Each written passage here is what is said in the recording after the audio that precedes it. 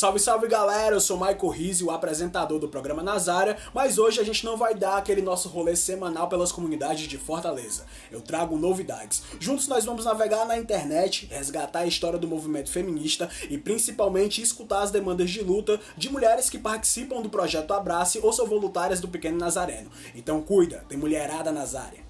A história de luta das mulheres e do feminismo remota a mais de 200 anos, e durante muito tempo consideramos como um marco da historiografia feminista a luta organizada das mulheres por igualdade de direitos durante a Revolução Francesa.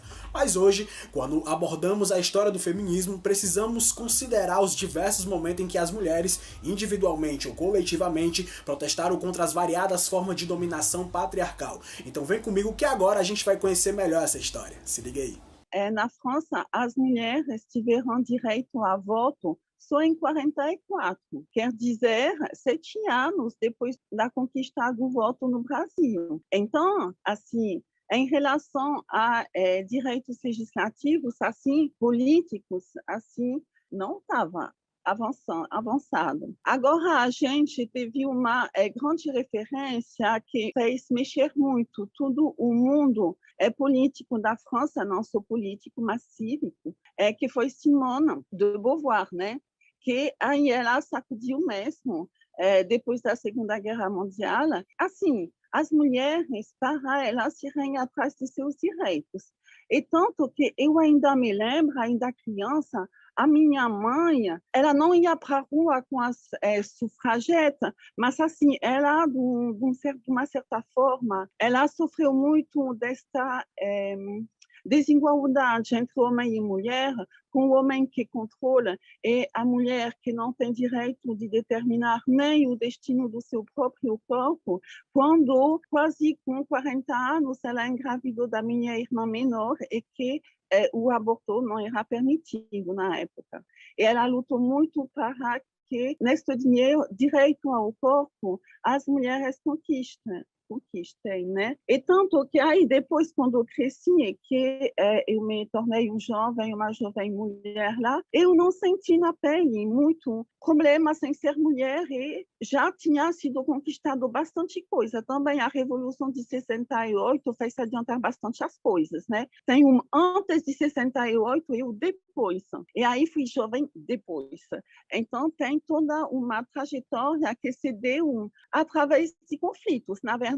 Lá, a guerra para conquistar o direito de voto na Segunda Guerra Mundial e a Revolução de 68. Então, foi deslanchar mais rápido do que aqui, embora tenha tido o direito de votar mais tarde. É importante que quando a gente fala sobre mulheres, Sueli Carneiro, ela já pergunta, né, que tipo de mulheres, né, nós estamos falando, que tipo de mulheres nós estamos pautando. Porque quando a gente fala sobre a história do feminismo, né, o grande rolê era fazer com que as mulheres, né, tivessem os mesmos direitos dos homens. Elas queriam ir para o mercado de trabalho, elas queriam estudar. Só que, paralelo a isso, enquanto essas mulheres brancas estavam pautando por esses direitos, né, as mulheres negras estavam ocupando, né, as cozinhas. Então, enquanto a mulher branca ela luta por trabalho, porque é um ponto que ela coloca que inicia-se essa questão da igualdade com os homens, sendo que as mulheres negras trabalharam desde sempre e esse trabalho não as libertava.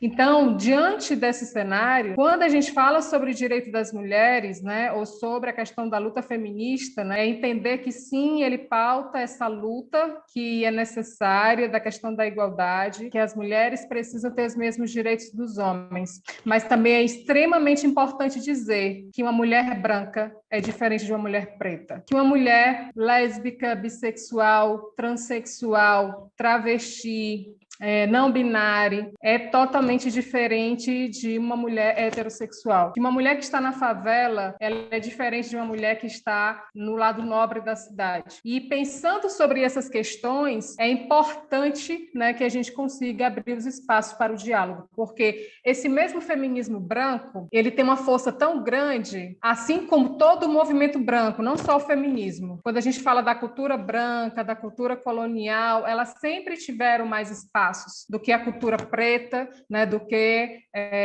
os pensadores né, pretos e pretas. Então, diante disso, pensar essa questão do feminismo, pautando essa questão das diferenças, é entender que essa ideia de que ninguém segura a mão de ninguém, solta a mão de ninguém, que todas as mulheres precisam estar unidas, porque o que acontece? Não que essas frases estejam erradas, elas estão certas, mas muitas vezes essas frases são colocadas no intuito de silenciar outras mulheres, do tipo assim, eu, Dani, mulher sapatão, entendeu? De repente vem uma mulher heterossexual, olha para mim achando, desprezando, né, quando percebe que eu estou de mão dadas com a minha companheira. Aí naquele momento, irmão, tipo assim, eu vou chegar para ela e dizer assim, gata, algum problema, né? O que é que está acontecendo? Estou sentindo que tem uma onda torta nesse rolê. Ou se não, vim para essa questão, tipo assim, eu ir lá falar com ela e dizer assim, gente, parem de discutir, mulheres não podem, né? Mulheres precisam estar unidas. Ou seja, eles usam essa frase para silenciar a gente, né? É pedagógico você falar.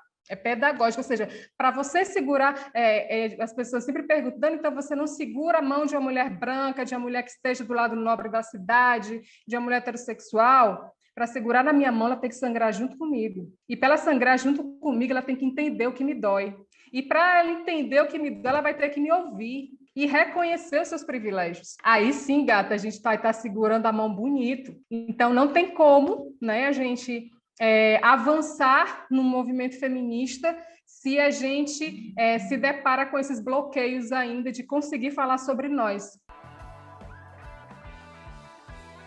O bando Somos Todas Marias é um coletivo de mulheres que atua na cidade de Fortaleza na defesa dos direitos humanos através da arte. O bando utiliza a arte para tratar temas como o direito das mulheres, direitos de crianças e adolescentes, movimento negro, periferia e LGBTQIA+. Para conhecer melhor o bando Somos Todas Marias e conhecer suas atividades, acesse o Instagram @bando Somos Todas Marias.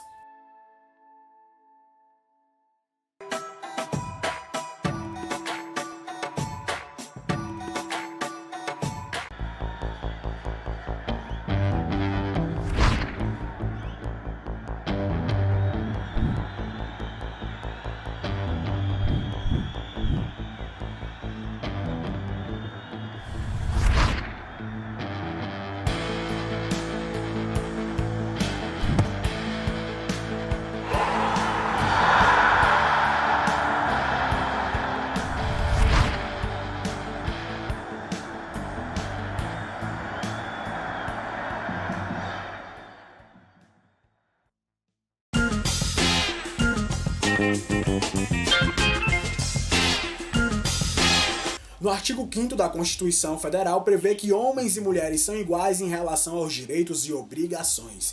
Embora esta seja uma importante conquista de imenso valor quando comparamos ao Código de 1916, que dizia que mulheres eram incapazes de realizar diversos atos sem autorização de seus maridos, hoje as pautas ainda são múltiplas, as demandas são urgentes e, ao contrário do que se imagina, a participação juvenil no movimento feminista vem fazendo total diferença. Então se liga aí, tem jovens mulheres de luta nas áreas. É crítico a situação em que vivemos. Esse corpo travesti, esse corpo que nasceu cis, homem cis, e que com o percalço da vida foi se descobrindo, se transformando nessa mulher, essa flor que se desabrocha. E costumo dizer muito de uma questão que não existe uma mulher, né? Mas existem várias formas de ser uma mulher, como a gente vem falando aqui também nesse contexto do movimento feminista contemporâneo, que consegue encontrar vários eixos de formas de ser mulher, né? E para esse corpo travesti, primeiramente, de ser aceito, essa imagem mulher, para uma sociedade é muito difícil ainda, é muito complicado, ainda mais para quem mora na periferia. Atualmente eu moro no Grande Bom Jardim, o bairro onde foi assassinada Dandara dos Santos, e tenho amigas próximas que conheceram Dandara, não conhecia ela, infelizmente. Caminhar por esses espaços onde a gente vê sangue derramado pela rua, de alguma forma, por um marco desse, é muito ruim. E quem dirá ser chamado pelo nome que a gente escolhe, né? A questão da transição de nome também, que acompanha junto com o corpo, uma luta, assim, e um dever mínimo que o Estado deveria exercer, né? Ainda é muito difícil, até para as pessoas se acostumarem, mas isso registrado, até o processo para poder fazer isso é bem difícil. precisa de certas papeladas, o acesso também é bem complicado, de alguma forma, não tem um direcionamento bom para isso, não tem uma ligação massa, né, realmente, para que isso aconteça. Trago aqui uma lembrança de uma vez, a primeira vez que foi usado meu nome social no posto de saúde, né? Eu já tinha feito um atendimento no posto, e aí a moça de lá que fez o cadastro colocou meu nome já como Stephanie Mendes. E aí eu volto para poder pegar uns exames, e aí quem me atende é um homem. E aí o homem vai, pega meus dados, aí eu não sou retificada ainda, né? Eu estou em processo de transição de nome. E aí o cara pegou meu documento, ainda com o meu nome de homem, né? E aí ele colocou os dados lá. Quando ele imprimiu o exame, saiu Stephanie Mendes. Aí ele parou, olhou para mim, se levantou e saiu da sala. Aí quando ele volta com a coordenadora do posto, perguntando se estava certo o sistema ter colocado meu nome, Stephanie Mendes. Aí eu já criei um caos ali, né? Para poder tentar explicar pro cara, sim, é o meu nome, é esse meu nome, é uma lei, e se você não tratar isso como deve ser, né, existem coisas, uma penalidade aí. E nisso, nessa questão da aceitação é muito difícil, né, de entender esse corpo travesti, de entender esse corpo mulher, como eu já havia citado. Na educação também a gente sofre muito. Esse processo de transição de nome envolve essas questões jurídicas que a maioria das vezes as pessoas que estão nessas bancadas para poder fazer essa mudança de nome não liga para o processo, não está nem aí. E assim como também, por exemplo, uma luta que a gente tem aqui no Ceará, que é o ambulatório transexualizador, que atende hoje uma taxa de 10 travestis. É interessante, de dizer assim, a gente apoia a causa, a gente tenta dar algum apoio relacionado à saúde, porque as travestis, as manas trans, uma questão de corpo, de modificar o corpo, de trazer mais essa figura feminina para si, de ter esse status, de ter esse corpo bélico, acaba usando hormônios de uma forma ilegal, sem nenhum acompanhamento de um médico, né, de um endocrinologista. Aí a gente está nessa luta, né, por esse laboratório transexualizador, e que foi liberado e foi colocado dentro de um hospital mental, né, tratando essa questão do gênero, desse gênero ser uma doença, enfim, de alguma forma. Eu sou a Bárbara, sou educadora social, estou nesse corre aí das periferias desde os meus 12, 13 anos de idade, como arte educadora, né? Antes mesmo de eu saber o que seria arte educação. Eu, como criança, adolescente e mulher, dentro dessas atividades, foi uma experiência agregadora, né? Primeiro, a gente aprende a como se proteger, a como se comportar no meio da rua, né? Porque acaba que eu saí muito cedo para um mundo totalmente desconhecido, para experiências que eu jamais pensei que eu fosse passar, e até mesmo experiências que não teria necessidade de passar, né? Como mulher, dentro dessas situações, é muito fácil a gente estar num ambiente onde a gente está junto com outras mulheres, junto numa galera que já está dentro da luta, que sabe como se portar, sabe como respeitar um ao outro. Outra coisa é a gente estar a caminho desses lugares, né? A caminho da volta desses lugares, a caminho de um sarau ou a volta de um sarau. Então, bom, é dentro dessa perspectiva que eu cresci, mesmo tendo certos privilégios, né? E dentro da luta da cultura, né, tem com certeza, a gente está lutando o tempo todo também dentro desse movimento. Tem o machismo, né? Tem essas questões que são complicadas, e dentro dos relacionamentos, né? A gente está o tempo todo se defendendo, aprendendo manobras para se defender, né, desse mundo com essa masculinidade tóxica, né, desse mundo machista. É muito, muito complicado, mas a gente vai pela arte eu consigo me ressignificar, né? Porque o que acontece é várias situações para colocar a gente para baixo. Junto com esses movimentos, a gente já tem um contato com a rua. Então, né, a gente vai com mais flexibilidade. Não que a gente compreenda de total como funciona, mas a gente já vai com flexibilidade a mais e com preparação a mais para certas situações. Tem muita gente que não entende, que não compreende, né? Que não sabe como lidar, que não sabe como ouvir. E a gente vai se capacitando a partir dessas experiências para poder estar atuando nesse meio de forma que a gente possa transformar, né? E ressignificar certas coisas. Você sabia que o programa Nazária é uma realização da Associação Beneficente O Pequeno Nazareno e que o objetivo dele é quebrar o estigma de que as comunidades da nossa cidade são lugares ruins de se morar e resgatar a história dessas comunidades para que seus moradores, em especial a juventude, possa ter orgulho do seu lugar. Para saber mais sobre o programa Nazária e conhecer melhor o Pequeno Nazareno, siga a gente nas redes sociais. Acesse o Instagram @opn_oficial.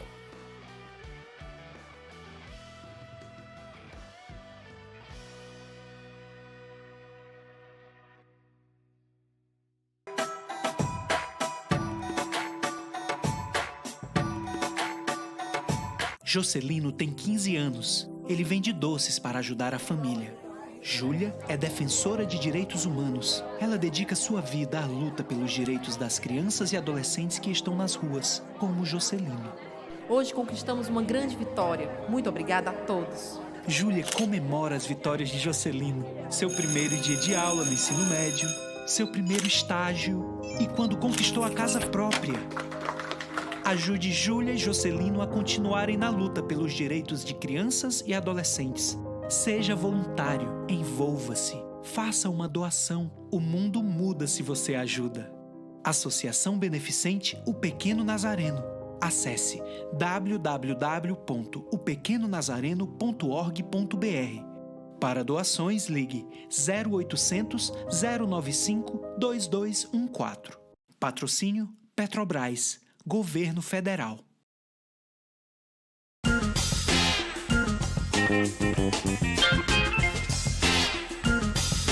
Durante muito tempo, a sociedade se calou diante das violações sofridas pelas mulheres. Hoje, muita coisa mudou, novas campanhas foram criadas, legislações promulgadas, mas será que todos esses esforços trouxeram êxito na luta pelo direito das mulheres? Será que a sociedade realmente se sensibilizou? Ou ainda podemos usar aquele velho ditado popular que diz: quem cala, consente? Então se liga, agora vai ter papo de mulher nas áreas. Então, Stephanie, quem cala, consente? Com certeza, eu acho que para qualquer forma de agressão, para qualquer forma de preconceito, quem realmente se cala diante de uma situação dessa está ali consentindo, né? Quem cala não consente, não. Quem cala tem 1001 motivos para se calar, né? Às vezes é medo, às vezes é indiferença, mas nunca um consentimento. Quem cala é cúmplice, é culpado do mesmo jeito do que a pessoa que fez a violência. Sem dúvida, em questões de ver a violência acontecer e não agir de nenhuma forma, de alguma forma consente, mas trazendo esse ditado para algumas situações onde o machismo impõe certas coisas a gente, onde a gente passa por um abuso, e acreditar que esse cala consente, às vezes, muitas vezes, a gente não tem força para dizer o não. Eu enxergo como duas vertentes desse quem cala consente também, né? Depende do rolê, né? Eu faço parte da equipe do Pequeno Nazareno, né? Trabalho na infância há muitos anos. Para mim, a fala da Dani me contempla demais, né? Eu tenho uma história de vida bem sui generis, né? Vamos combinar. Porque vai tratar aí de uma questão de identidade que ainda está se construindo, né? Eu cresci menina branca, de classe média, e depois eu saio de casa, vou para a rua, me junto a um movimento punk, porque eu já não aguentava dentro de casa também as imposições de um padrão que eu tinha que seguir, e aí eu comecei a curtir rock e começou a me impedir a ser eu mesma, e eu saio de casa. Já nas periferias, no underground, no subcultura, né? Ser mulher, aí eu montei uma banda punk, e aí, depois disso, eu vou para o movimento social, defender os direitos da criança e do adolescente, ser educadora social de rua. Trabalhei na rua muitos anos, ainda atuo com algumas ações com a Pop Rua e estou no Pequeno Nazareno, né? E hoje eu estou atuando, para além do Pequeno Nazareno, dentro do Instituto Cigano do Brasil. Eu sou coordenadora de comunicação do Instituto Cigano do Brasil também e represento muitas vezes as mulheres ciganas. E isso aí é uma situação muito difícil dentro do povo cigano, sabe? Primeiro, militância feminina cigana no Brasil, você vai contar nos dedos. As mulheres ciganas criadas na tradição, elas têm nenhum tipo de militância, nenhum tipo de consciência com relação ao feminismo, né? Dentro da tradição cigana, a mulher é criada para o casamento, né? Desde cedo. E o mais interessante, que a gente precisa também ter muito cuidado, né? é que um olhar externo, endógeno, para dentro da cultura cigana vai taxá-las de oprimidas, né, pelo machismo, pelo patriarcado e tal. Mas não é assim que elas se sentem, né, porque foram criadas dentro dessa tradição, né, e então as mulheres é resguardar do lar, cuidar da família, dos filhos, né, mas está mudando, né, e dentro do Instituto Cigano do Brasil a gente tem trabalhado essas questões, porque precisa de muita mobilização, de muita capacitação, muito debate com essas mulheres. Dentro da fala, quando você investiga, né, com as mulheres ciganas, demandas, o que elas trazem muito é a questão da saúde, o acesso, né, que é totalmente inviabilizado, muitas não têm nem documentos, então posto de saúde nem pensar, né? Acesso à prevenção, né, ginecológica também não, a educação de jeito nenhum, então são poucas, e elas trabalham em casa, né, na manutenção dos lares, e de pequenos negócios, elas são costureiras, fazem colchas, e os homens vendem, né? Eles são comerciantes daquilo que elas muitas vezes produzem. Mas eu não posso, né? É aquilo que a Dani estava dizendo. Eu não sou uma mulher cigana criada dentro da tradição. Eu sou uma mulher cigana que está resgatando essa ancestralidade. É diferente. Eu não sofro nenhum tipo de preconceito que as mulheres ciganas sofrem. Ao contrário. Eu sou Georgia, estou assistente social hoje no projeto Abrace, né? E só essa minha formação já diz um pouco da minha luta feminista, né? Porque quando eu engravidei a primeira vez, eu tinha acabado de passar no vestibular. E aí o que aconteceu? Eu tive que largar os estudos, porque naquela época, né, ainda hoje muitas mulheres passam por isso. Fui mãe solo, e então era minha obrigação, né, trabalhar e sustentar essa criança. E aí larguei faculdade, larguei tudo, e depois vieram os outros filhos, mais 2, né? São 3 filhos homens. E aí, quando os meninos já estavam ali numa faixa de 12, 13 anos, eu decidi voltar a estudar. E aí voltei a estudar à noite, trabalhava o dia inteiro, estudava à noite, né, para fazer essa faculdade. E apoio nenhum, né, de ninguém, assim, da família mesmo, assim, de familiares mesmo. As pessoas diziam muito, mas tu já tá criando os meninos, já tem teu trabalho. Eu trabalhava no comércio, né? Já tem teu trabalho, tu precisa fazer faculdade, assim, uma mulher já vivida e tal, né? Mas era um desejo meu voltar a estudar, e nessa condição eu também voltei a militar, porque eu também tinha parado até as militâncias, né? No período que eu estava criando os meninos. E aí voltei a militar, e aí entrei no movimento estudantil, né, do serviço social, da ENES, e dentro do movimento estudantil comecei a militar exatamente com as mães, né, por conta de que essas mães não tinham apoio para ir para as aulas e tudo, e toda aquela questão de se sentir culpada, né, porque o patriarcado te deixa muito culpada, né. E aí nesse período eu conheci as mães pela igualdade, né, e comecei a militar no movimento das mães pela igualdade. Eu queria conversar com essas outras mães e descobrir, né, assim, como foi essa situação e tudo. E aí, com o tempo, o meu filho, a gente teve uma conversa, né, uma conversa muito legal e tudo, e aí a gente começou a militar juntos de alguma forma, porque não tem como você ser LGBT no Brasil e não ser militante, porque você milita todos os dias pelo direito de amar, né? Você ser LGBT no Brasil e tá o tempo todo sendo ameaçado de morte, com o seu direito de ir e vir, o tempo todo sendo podado, cancelado, né? Então, essa história de que os direitos são iguais, ela é falácia, né? A Casa da Mulher Brasileira é um equipamento que atua como rede de proteção e atendimento humanizado às mulheres que foram vítimas de violência, possibilitando o acolhimento e o encaminhamento da denúncia de forma ágil e especializada e prestando suporte às mulheres em situação de violência. A casa abriga a Delegacia de Defesa da Mulher, Juizado de Violência Doméstica e Familiar contra a Mulher, Ministério Público e Defensoria Pública. O atendimento é 24 horas por dia e por todos os dias da semana. A Casa da Mulher Brasileira fica localizada na Rua Tabuleiro do Norte, com Rua Teles de Souza, no Couto Fernandes, em Fortaleza, ao lado da estação de metrô Couto Fernandes. Para mais informações, ligue 85-3108-2999. Então é isso, galera, a gente vai ficando por aqui. Se você curte o nosso programa e gosta do nosso conteúdo, eu sugiro que você conheça outros produtos da instituição O Pequeno Nazareno.